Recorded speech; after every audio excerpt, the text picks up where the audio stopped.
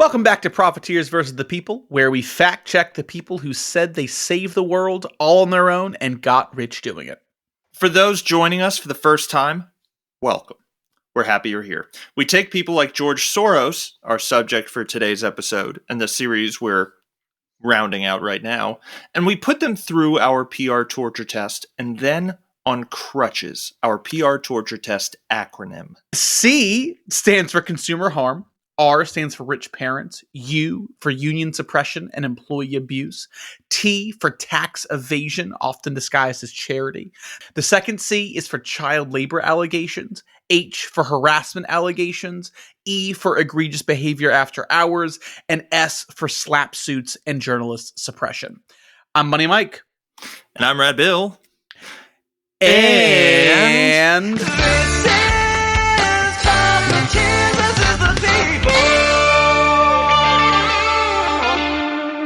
so why don't we just ask the question? If it wasn't the results of the deeds of his that we covered in the last episode, why do we suppose that George Soros has been so demonized? And when did this happen?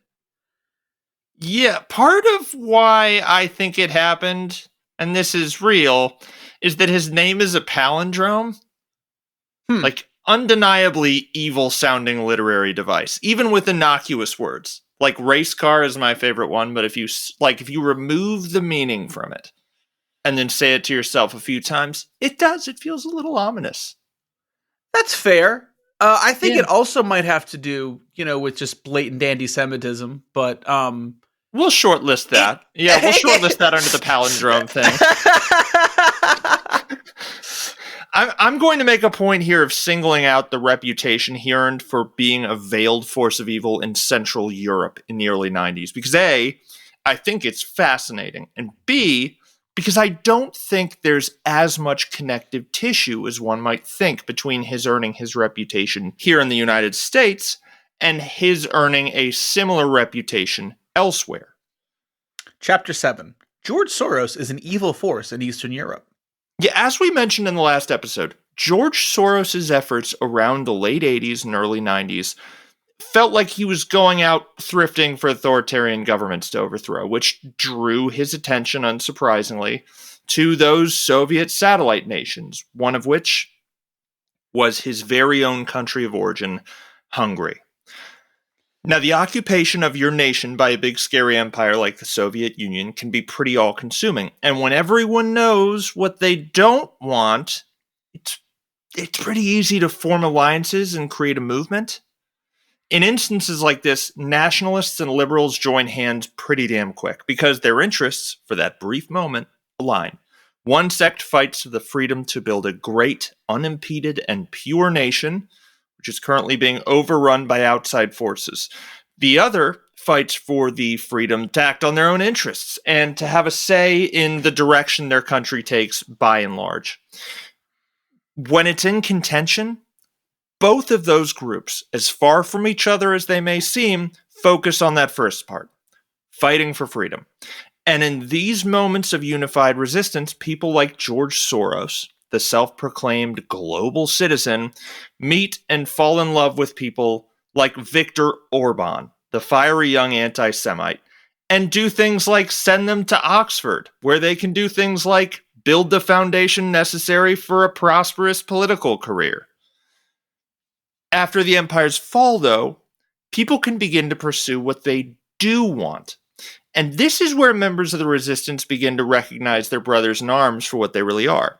Like, hey, that kid I sent to Oxford while he was leading the resistance in Hungary in his 20s, he was kind of a fucking Nazi, wasn't he? Whoopsie doodle, I think he might have been. Yeah. A good rule of thumb for emerging victorious from a revolution is this: form coalitions, beat the oppressors, and then be ready to turn around and stab the Viktor Orban in your life in the back. Before he stabs you in yours, because that's exactly what happens when everyone's just wielding a knife, getting ready to stab their buddies. That's how these things end, like every single time, I feel like. Very true. Yeah.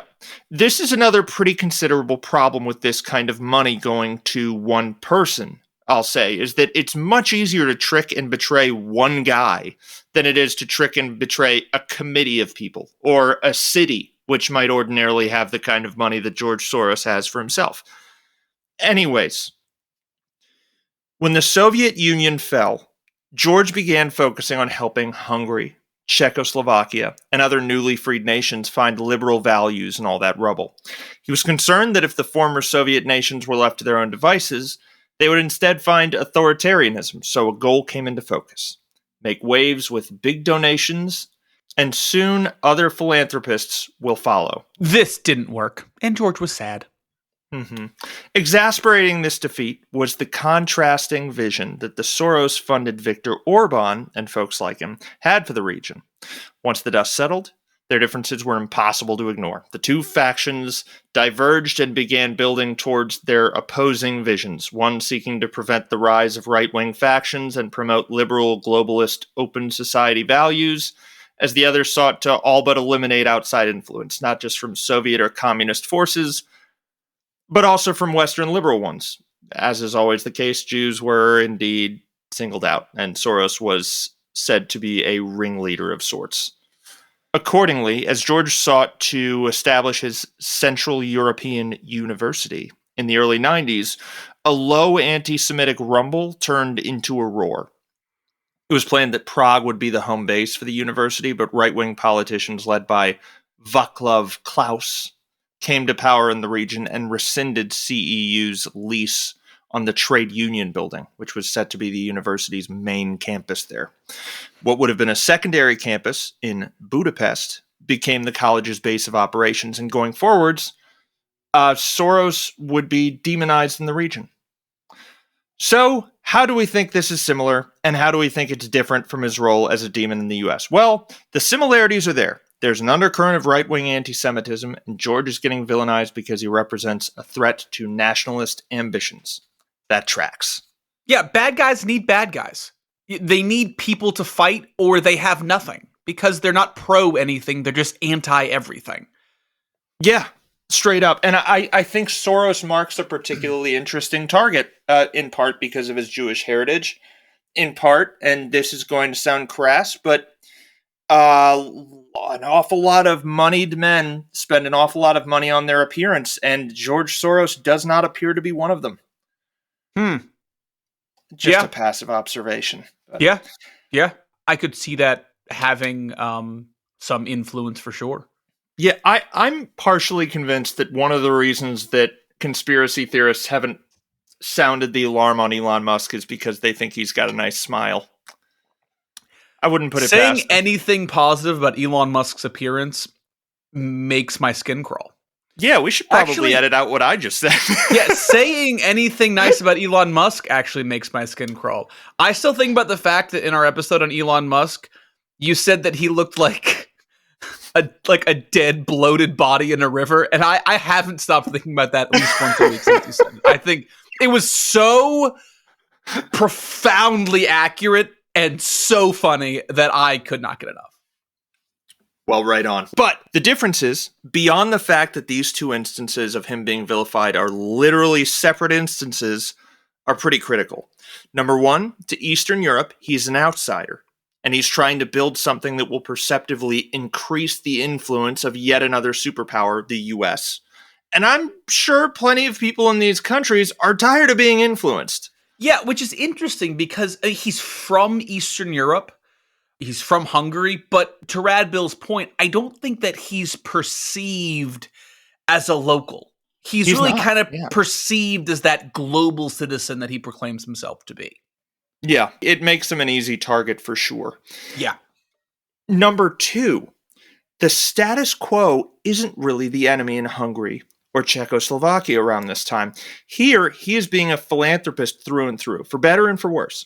He's trying to give something to these countries that they can use to craft a future for themselves. And to them, it surely feels like they're gearing up to trade one nuclear superpower prone to committing war crimes for another.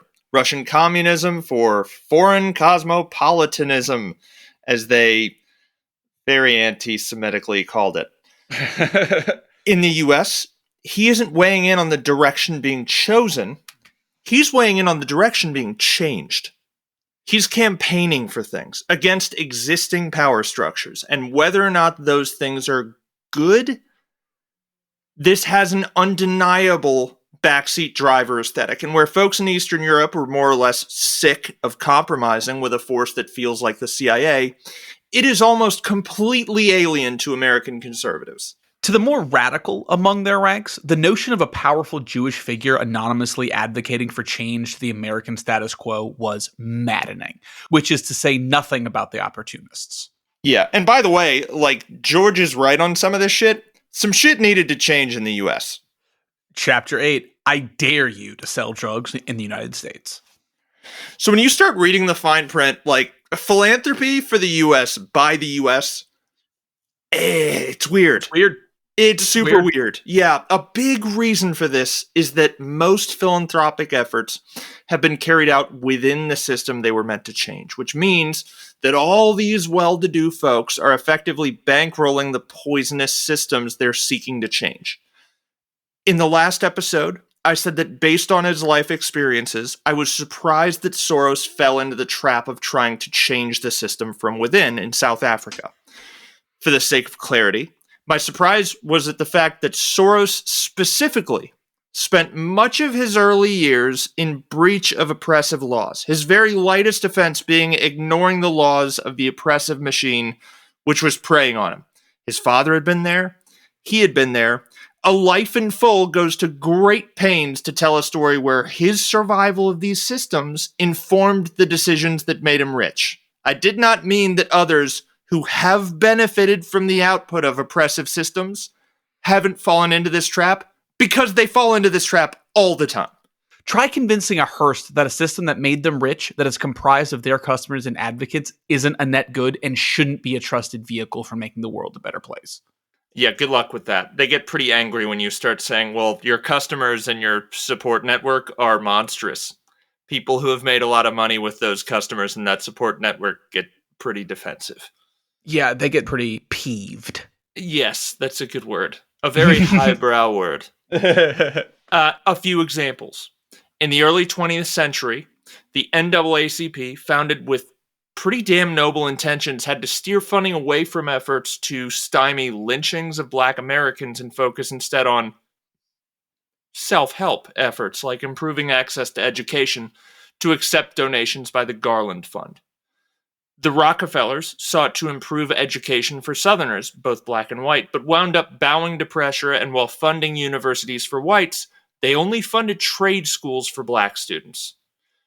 DARE, which I think is one of the more interesting ones in this list. It's such an interesting thing. Yeah, it's a nonprofit that was launched in 1983 by Derek Gates, the LAPD police chief, which should set up some red flags for our listeners here, who, with the declared mission of placing a focus on prevention, sought to complement the department's war on drug suppliers, dealers, and gangs with an abstinence-only education element for children they felt were already highly educated in drug use. Do away with the undercover police who are apparently surveilling children as young as 10 years old. Say hello to a friendly uniformed police officer who's here to proselytize the merits of just saying no, and will maintain an office at the school. This led to parents of some students being arrested for drug use, and served to further bind police involvement to any measure being sought to prevent drug use. Further, a lot of these DARE officers instinctively made it their mission to protect the innocent students from the suspicious ones. And before long, we're just going after kid dealers, like Kindergarten Cop, except the bad guy's a fourth grader. I saw something on the internet today, and it was like, oh no, there's this really sensitive, dynamic situation unfolding. Let's send a narcissist in there with a gun. That should change things for the better. Shake things up a bit. They won't be expecting that. But like, to put this in perspective, the founder of DARE, our boy Derek Gates, the controversy around this guy is hilarious.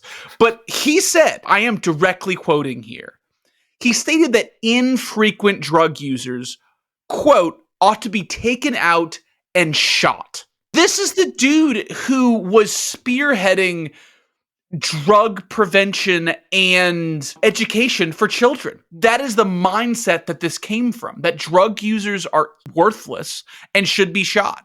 Yeah. What's so much worse about it too, Money, is I think that was his response to an interview question.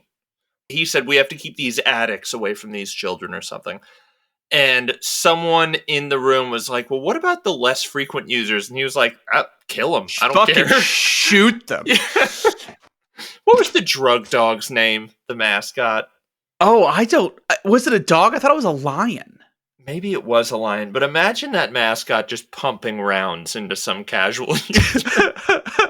You know, the skits they used to show you, like, what do you do when Tommy, the older kid, asks you if you want to smoke a marijuana cigarette? Fucking shoot Tommy. What?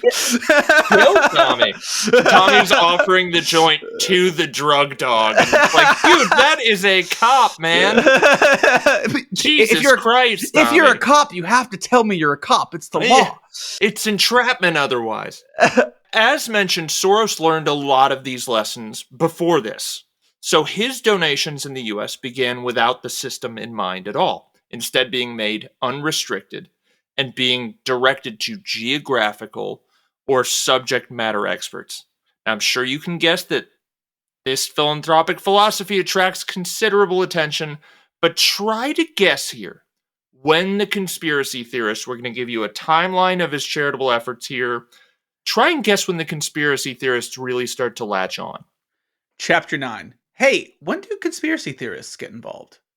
So we're going to kick this off with his activity in 1994. Where many onlookers probably thought Soros himself looked like a conspiracy theorist. It's here that Bill Clinton's tough on crime legislation becomes law, adding 100,000 police officers to the U.S. ranks, introducing mandatory minimum sentences, and implementing the 3 strikes rule.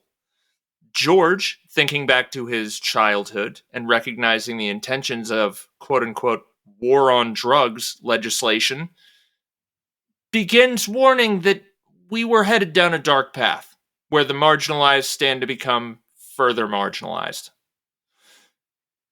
So what does George do? On a state and local scale, he begins advocating for drug decriminalization. A lot of the strikes on people's records are going to be drug-related, so let's do what we can to make those not count. Now, outside looking in, I feel like legal use of medical marijuana was probably gonna be pretty popular with a good deal of the conspiracy theorist crowd. That's the middle circle in the Venn diagram of conspiracy theorists, George Soros. In the middle, weed. Right. George Soros legalized weed. He's a monster. And they're like, well, hold on. Let's hear the guy out. Yeah, let's, let him cook, dude. So, his first big victories on this front were achieved in Arizona and California, with what was at the time a very unusual mechanism, the ballot initiative. Your representatives use ballot initiatives when they get too nervous about being your representatives. So they ask you, the people who elect them, to represent your interests, to represent your own interests on shit like legalization of medical marijuana. This is indeed what happened in Arizona and California. Everyone in the state went to the polls and decided en masse that weed is pretty fucking cool, actually. Thus, legalized medical use. In response to this, Joseph Califano of Columbia University's National Center for Addiction and Abuse called George Soros the daddy warbucks of drug legalization. Which, A, is just a better daddy warbucks, right? And B, indicates an extremely low opinion of the general population. What are you blaming Soros for here? Yeah. This is all Soros's fault. If it wasn't for him, the American people wouldn't have been able to vote on something that they wanted. Oh no, it's oppression. What do these people think the government is for? The issue is easy to comprehend with almost no context. Weed makes things hurt less. Should people be able to use it when things hurt? Yeah, probably. If everyone wanted this, why the hell did achieving it require circumventing actual representatives? Yeah, it's important to remember. There are plenty of times not to use a ballot initiative. People are elected to represent us and act on our interests on matters that the average person doesn't have the time or the expertise to understand. This shit is loaded with legalese. It's not your job to understand it. That's why you elect someone to do it. The example I hear most is Brexit for this, which obviously didn't happen in the US. But George is going to open a Pandora's box on ballot initiatives, and in no time, they'll be widely abused. Yeah, we'll be saying this a ton going forward. And like Rad Bill said, this was in 1994. Yep. Like, drug legalization in the wake of, again, just repeating what Rad Bill said, in the wake of the Just Say No campaigns and DARE and Tough on Crime with Bill Clinton, was completely going against where the tide was going. So, consequently, this stunt made George famous in the US. Yeah, racial tensions are high right now, and people know what's going on with these laws to some degree, right? Oh, yeah. There's a demographic here going, wow, can't believe he's advocating this a few years after the Rodney King riots. Exactly. You know what that fucking means, right? Exactly. So George's crusade came next to Alaska, Oregon, Washington, Massachusetts, Colorado, and Nevada. His efforts in Alaska, Oregon, and Washington were successful, but after losing in Massachusetts, he began to diversify.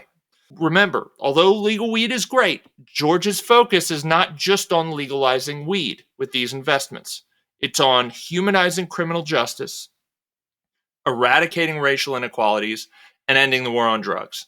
Which you have to remember, a Nixon cabinet member acknowledged that the war on drugs was created to disenfranchise black people and hippies who were opposing the Vietnam War. That's why marijuana and heroin were so much more focused on at that time than other intoxicants. To Rad Bill's point, this isn't about drugs. This is George Soros saying the war on drugs is actively closing society for certain types of people, and it is so bad for the US writ large that I'm going to intervene and try to do something about it. Credit where credit's due. Hot move. Yeah, dude, we have said several times in these past episodes, we are not glazing this guy. Again, not a net good. But saying that the war on drugs was disenfranchising people in 1994, that's pretty cool. It's pretty cool. Yep. It's pretty cool. It's cool and good, and I like it. Yeah. Further to this end, he and a small but very rich team of investors campaigned for and successfully passed Proposition 36 in California, which directed nonviolent perpetrators to treatment after a drug charge in the state rather than jail time. He also brought his Open Society Foundation to the states and established its first location in Baltimore, Maryland, a historically black and historically challenged city. As he is wont to do, he hired subject matter experts and essentially sent them a check for tens of millions of dollars unrestricted. The center focused on the grittier, not fun, substantive treatment work, much of which was honed in on addressing the use of the needle drugs, providing medically assisted treatment, access to naloxone, and advocating for overdose prevention sites. If you're gonna do this philanthropy stuff, here are the pursuits on which you embark. Real work to address an issue like this doesn't come with visibility. It's slow moving, it's ugly, it's more expensive, and the returns are modest. The more meaningful work halts the spread of diseases over the course of years. It isn't finding the cure for something tomorrow. So all this work carries on into the new millennium, and although he doesn't mind the new administration, at first citing the apparently quote-unquote compassionate conservatism that Bush ran on, he begins to, following 9/11 and the onset of the war on terror. Yeah,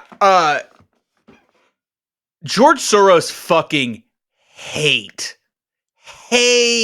George W. Bush, or at least he hated him at this time. Republicans love declaring wars on not real things like drugs and terror and like just amorphous nouns. We are declaring war on pencils. Yeah. Kids don't seem to have them in the second grade. Right. I think it's that they love the idea of war, and they think that if they say something as a war on blank, it'll like get their base all riled up because they love violence. And like the massive irony about Republicans in the US is they love freedom and they love war. But they love declaring war and then expanding the government reach and reducing our freedom. Like, I don't think that people under the age of probably 40, which I am under the age of 40.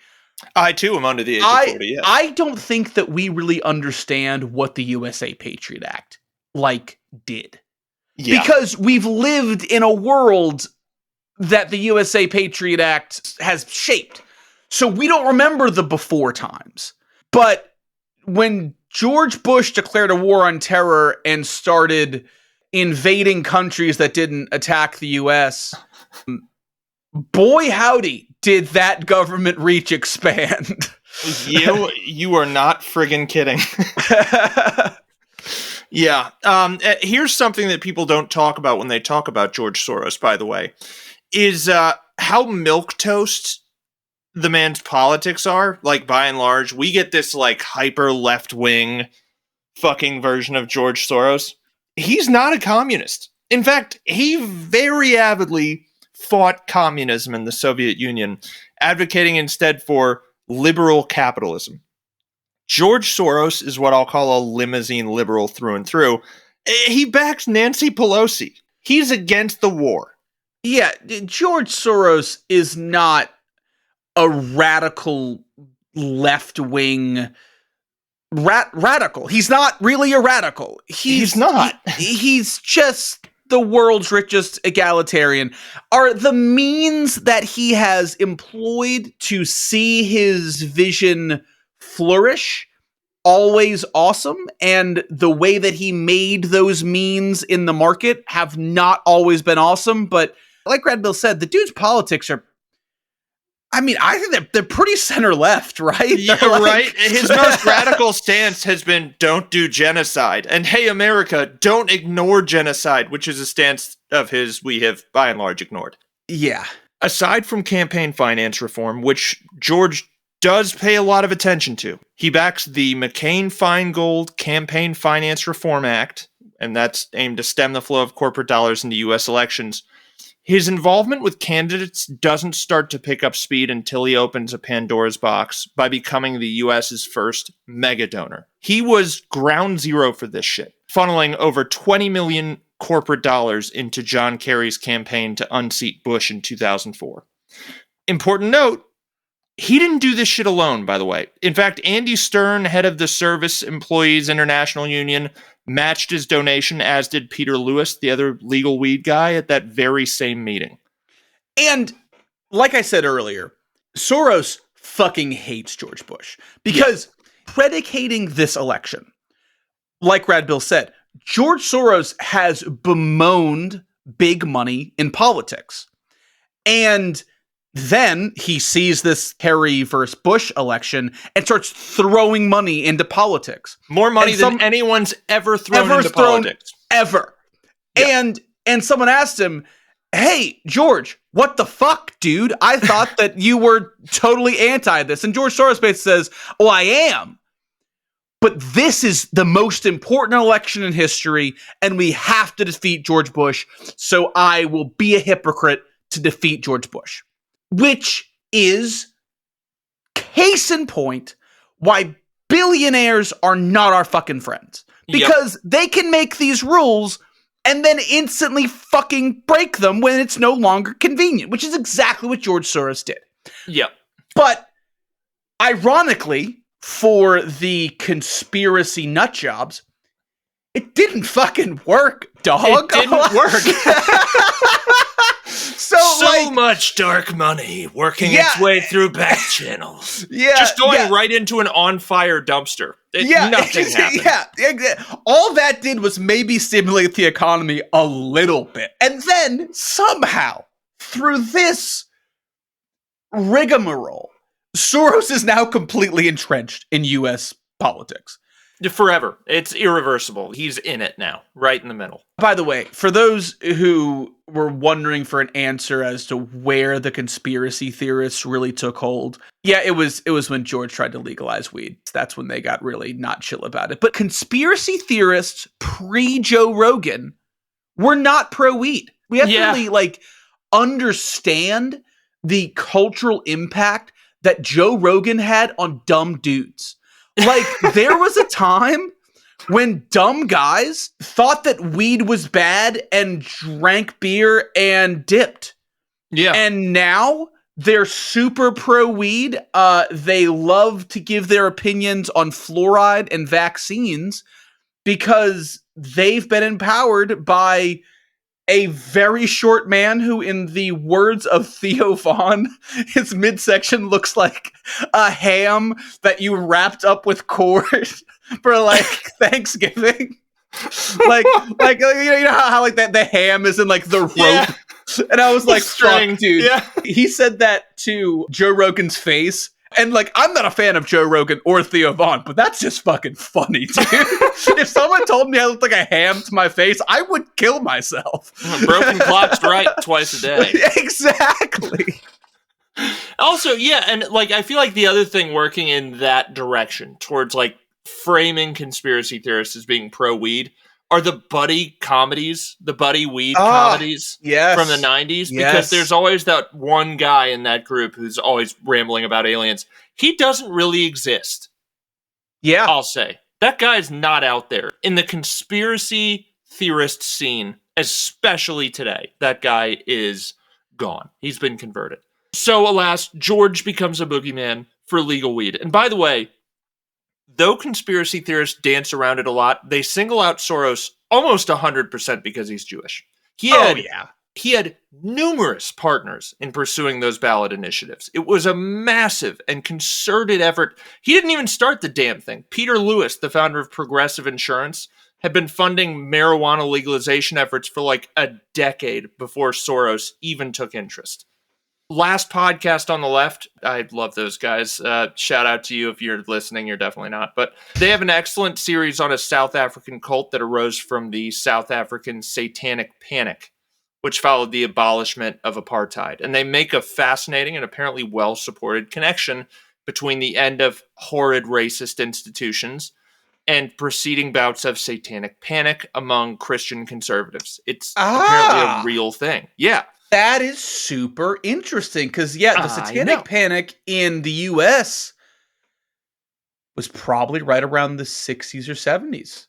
It was. After, the Civil Rights Movement. That is Isn't that some shit? Isn't that a fun thing to chew on? That is some shit. Yeah, I'm gonna chew on that. But if you want a good litmus test of whether or not a policy was racist, keep an eye out for the emergence of conspiracy theorists at the end of modest reform to that policy and the satanic panic in the wake of that policy's overhaul.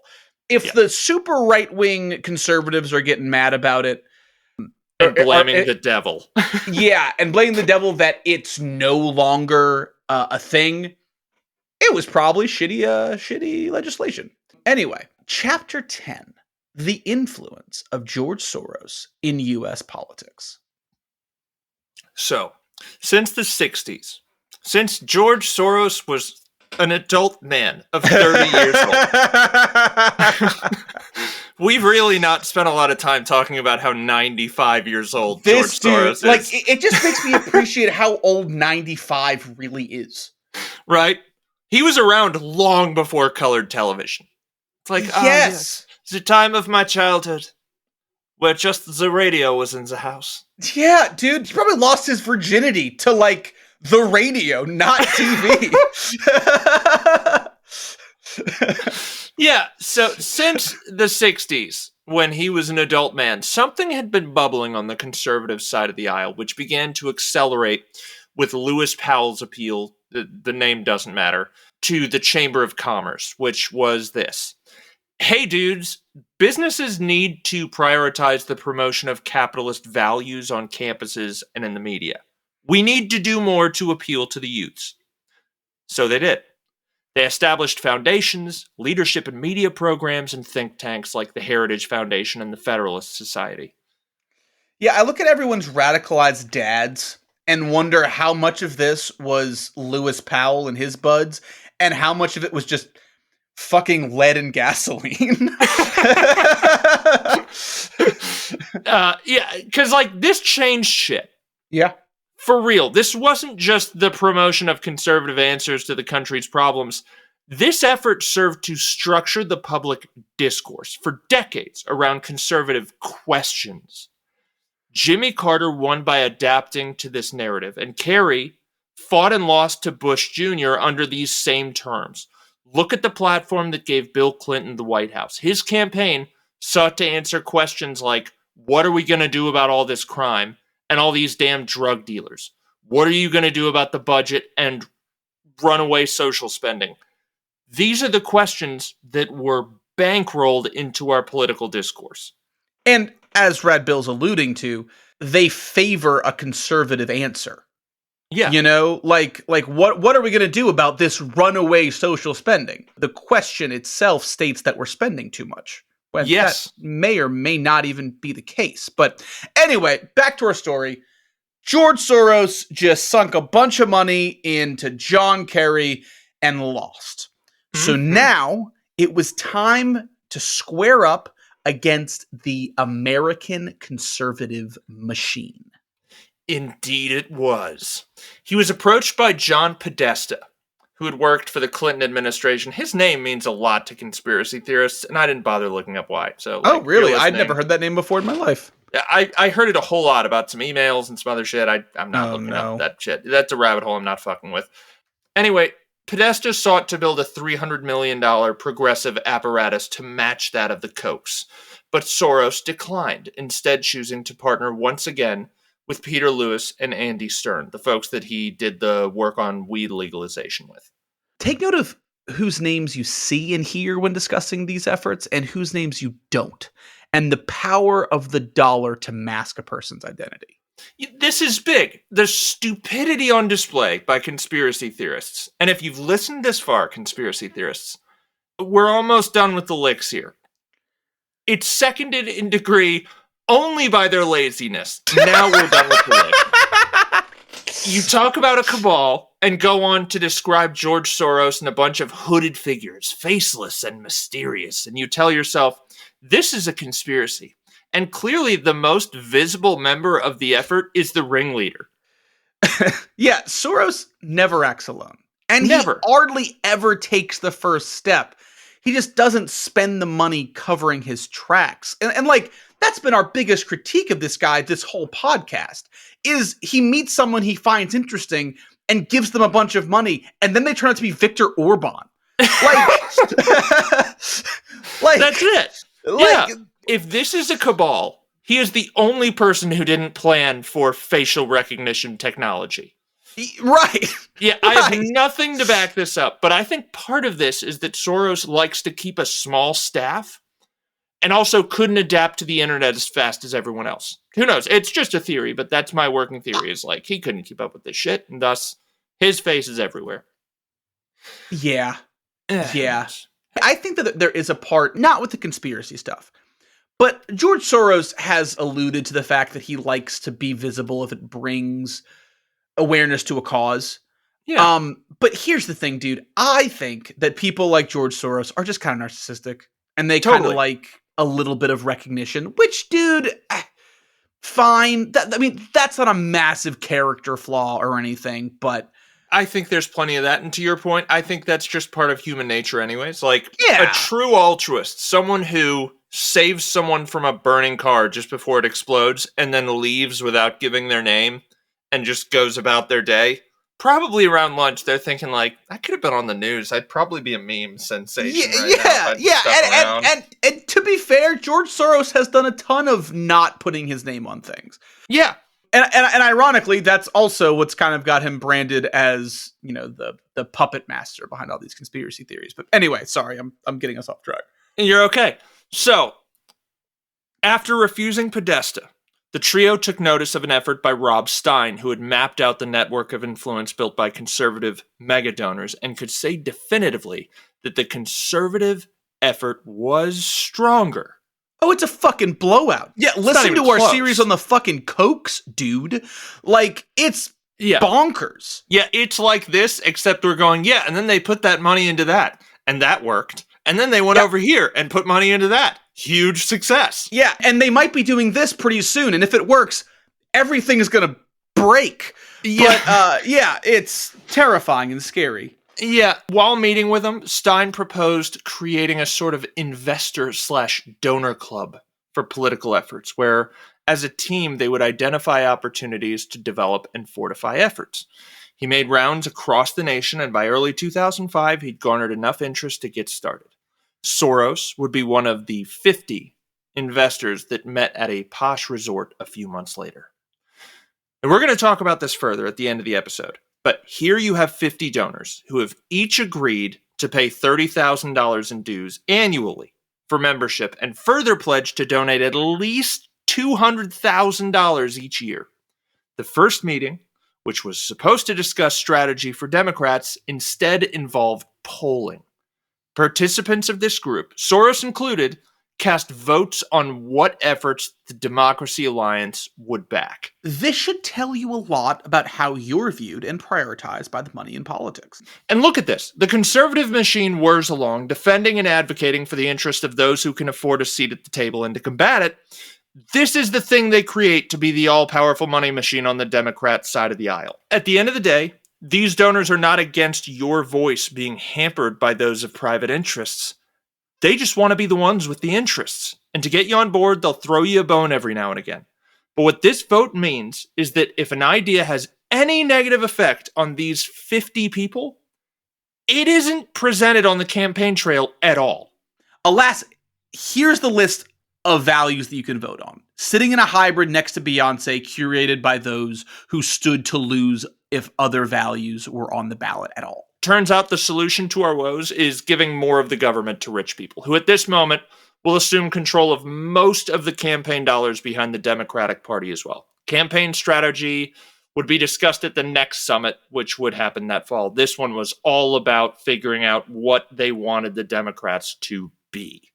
Yep. And mega donors are quick to steer the motives of a nonprofit, but they can be glacial when it comes to actually sending a check. For museums and stuff, they call this dangling the carrot. It's apparently a big pain in the ass in philanthropy circles. When they did send the check, it was considerable. $30 million total, divided among a handful of initiatives like Media Matters, the Center for American Progress, and the American Constitutional Society. The last one would square up against the Federalist Society. But two mistakes doomed the effort to mediocre results, and both were heavily supported by George. First, the Democracy Alliance decided against creating a pooled fund to pursue specific efforts, which is what their conservative contemporaries do with incredible success. That's how you do this. Laser focus. Second, Soros wanted to keep the organization staff small and agile, which further weakened the organization's ability to gauge the effectiveness of the organizations vying for their money. I guess the thought here was that participants should be able to have a say in what happens with what they want to spend, but this wound up pushing charitable organizations to focus more on pageantry and charming donors, and the most charming aren't usually the most effective. Anyway, if we ignore the effectiveness of the Democracy Alliance, we can at least applaud them for donating $1 billion in the 16 years since their incorporation.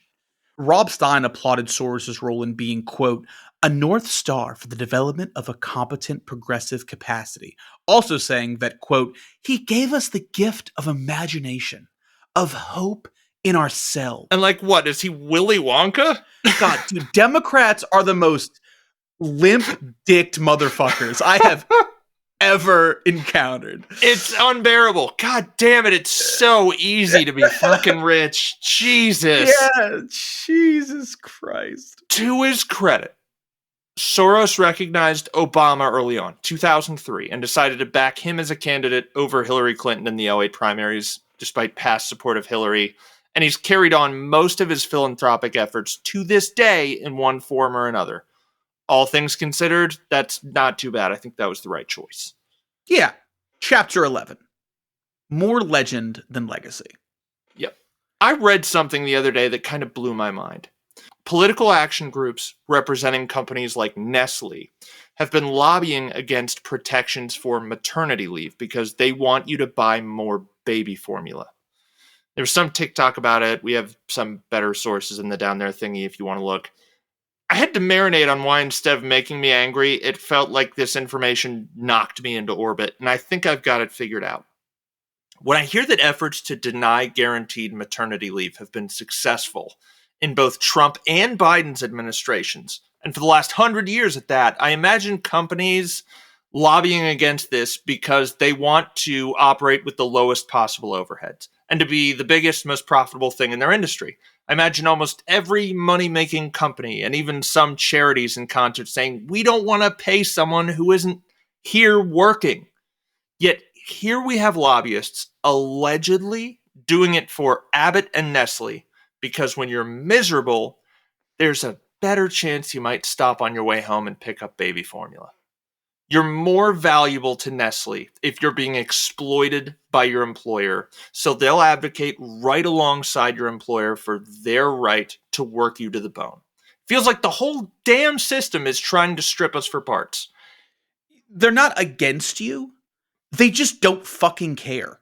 They don't care. You are an externality that they will fuck over because it's convenient. Like you said, if sending you to a labor camp might make the shovel companies' stock price go up, they'd probably lobby for labor camps. Yeah, right? You aren't kidding. This is what we're up against, though. Here's my gripe with how we treat money in the U.S. in general, and we've seen it with Peter Thiel, and we're seeing it here too. Though here it's a more relevant criticism, I think. We have a democracy, technically, but our reliance on philanthropy and the will of powerful men for change means that our question with someone who has this kind of net worth is, how are they seeking to shape the world? With Peter Thiel, it's not a question of what they're trying to make the world into for the rest of us. It's what their drive to build their own insulated world is going to cost the rest of us. On the Peter Thiel side of the spectrum, there is no regard at all for the rest of us. He was hooked on the idea of seasteading, which meant leaving the whole world behind to rule over his own, and to hedge his bet, he very controversially purchased citizenship in New Zealand. To Peter Thiel, you are an afterthought. He's an enormous, faceless baby food company incarnate, and this is a hot take, but to some degree, I'd say the same about George Soros. You're an afterthought as well. To George, it's just that George thinks pretty deeply about his afterthoughts. As mentioned in previous episodes, George's spending is significant, but relative to his fortune, it is measly. At the end of the day, Soros will give and passionately pursue philanthropy until it represents a setback for him personally. The book Winners Take All focuses exclusively on our reliance on people like George to solve our problems and highlights how they seek to do so with win-wins only. If a win-win can't be found, they protect their own interests first. Now, before you go on saying, wait a minute, Rad Bill, George has destroyed his public image giving. He has, but A, only among the most insufferable people on the face of the earth. B, it's never affected the man's bottom line. Beyond suggesting people adopt a universal currency, which he never campaigned for because there was too much money to be made in that quadrant, he publicly took a side with the greater good and then carried on profiteering on the weaknesses of the existing system. Two things happen in the book George Soros, A Life in Full, while they talk about his philanthropy, which fascinates me. Number one, George's philanthropic efforts fail constantly. Yes. They never stop failing. It's not even close. Anyone who had an earnest desire to effect change and had George Soros's track record thus far would either be a calloused, battered, indifferent shell of their former self, or would be dead, either by succumbing to the poisons we avail to the hopeless in our ranks, or just by regular old suicide. He sent Viktor Orban to Oxford, and when Orban rose to power in Hungary, Orban forced Central European University, Soros' crowning achievement, the thing that was going to revitalize that region, out of the region. Despite his efforts in Eastern Europe to prevent it, right-wing extremism has flourished in the area.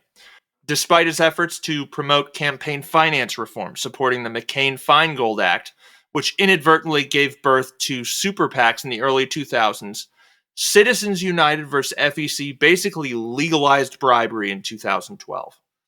Despite his efforts to help liberals come up with an organization worthy to take on the Coctopus, his ultimate guidance to avoid focusing donations with specific agencies neutered the Democratic Party's competitive ambitions financially.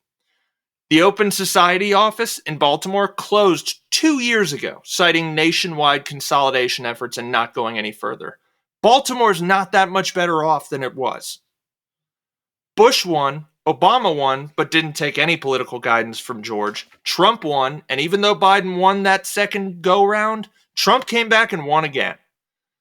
Still, George persists, and in that book, George's philanthropic achievements are framed not by their outcomes, but by what they help him symbolize. He's an inspiration. The Hungarian people were wowed by this incredible figure. They, George Soros' ballot initiative supporting medical marijuana, also shook up the public debate over drug policy. His lobbying and campaigning against Bush in 2004 was a massive success on all counts, except for one. Democrats lost the presidency and seats in the House and Senate. We didn't win the election, but the fact that we were close at all, that's all thanks to George Soros. These are all intangible. They literally at one point credit him with unifying the left. The book literally said that. That too is something I've noticed in almost every source, is how excited outlets are to heap almost all of the credit on George Soros. Peter Lewis, the founder of Progressive Insurance, matched almost every dollar Soros spent and had been lobbying for the cause for the better part of a decade once George got involved. This is referencing medical marijuana. Yet in 1996, the New York Times announced that George Soros was almost single-handedly responsible for the success of these efforts. As mentioned in the last chapter, A Life in Full goes on to praise George Soros for validating the efforts of the Democracy Alliance, which is stupid and is effectively just applauding him for being in the room. To his credit, I think George's efforts are genuine and among the most aggressive of any billionaire donor on the face of the earth, and yet beyond incremental or symbolic victories, all of his work has failed. This is the stand-in for a government that actually represents us. And this is the very best of it. George is highlighted everywhere as the most generous philanthropist alive, and this is the result. The second thing that I've observed while researching this guy is that George's personal spending, though impossible to ignore, is heavily underplayed. The man has at least 11 houses. And at one point, A Life in Full, the author applauds him seriously for not buying a super yacht. George really, he kept it frugal. The fact that anything the man does might just be indulgent is utterly ignored. The book acknowledges that the man has a messianic complex, at one point quoting him as he explains that he thought he was the Messiah, and then just moves on. George opposed the war in Iraq, a controversial stance for our God incarnate. The man has been married 3 times, and his second and third wife were each almost half his age when they got married. For anyone doing the math at home, his second wife was 29 when he was 53. His third and current wife was 42 when he was 83, which, oof. Yuck. Yeah. I think the funniest thing about George Soros is how boring he is as a billionaire. Excruciatingly so. Liberals, George Soros has done some good, but for the love of God, he is not your friggin' buddy. His first dozen concerns are his own well-being. Conspiracy theorists, if you've made it this far, thank you. Yeah. Thanks for hearing us out. You know what? If you consider yourself a conspiracy theorist, which I don't know if a conspiracy theorist thinks they're a conspiracy theorist. I think it's like calling someone a cult member.